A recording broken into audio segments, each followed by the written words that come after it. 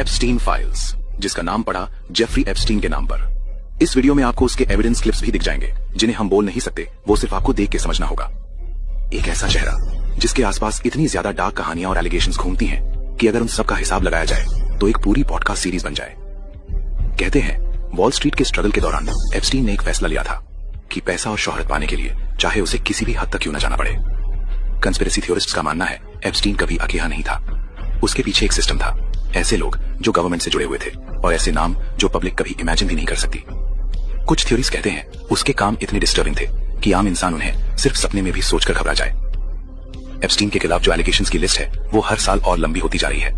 हर कुछ महीने में कोई नया क्लेम, कोई नया डॉक्यूमेंट या फिर कोई ऐसी बात जो सीधा दिल और दिमाग दोनों को हिला दे। अब रिसेंटली इंटरनेट पर कुछ और भी शॉकिंग कंस्पिरेसी क्लेम सर्कुलेट हो रहे हैं, जैसे न्यूयॉर्क के एक पावरफुल पॉलिटिकल फिगर से एप्स्टीन का सीक्रेट बायोलॉजिकल लिंक होने का र्यूमर, या फिर ये थ्योरी कि एप्स्टीन का नाम सतोशी नाकामोटो के साथ जुड़ा जाता है, जो बिटकॉइन के मिस्टीरियस फाउंडर का एलियस माना जाता है। और लोग ये भी कह रहे हैं कि जैसे जैसे एप्स्टीन फाइल्स का जिक्र वापस शुरू हुआ, बिटकॉइन की वैल्यू में इंस्टेबिलिटी दिखने लगी।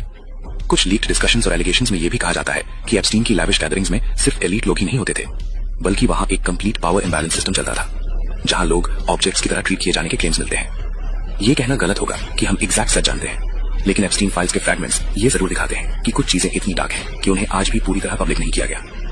इंटरनेट के डार्केस्ट कॉर्नर्स में और भी एक्सट्रीम ह्यूमर्स मिलते हैं, जैसे elite ritualistic practices, symbolic dominance theories और ह्यूमन मोरालिटी के खिलाफ जाने वाले क्लेम्स।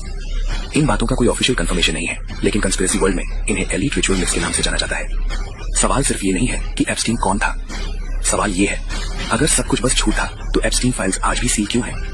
क्यों इतने सारे नाम रिडैक्ट किए गए? क्यों इतनी सारी चीजें नेशनल सिक्योरिटी के नाम पर छुपा दी गई?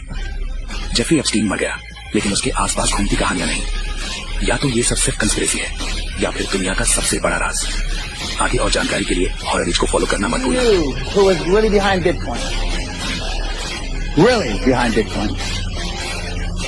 You would run as fast as you fucking could to sell it. I know. 100%. If you knew who owned Bitcoin or who started Bitcoin, you had Bitcoin, you couldn't sleep at night. I know. 100%. And when the real founder of Bitcoin comes out, it is my humble opinion, and there's nothing humble about me, Bitcoin will go to fucking zero. One day. And microsecond.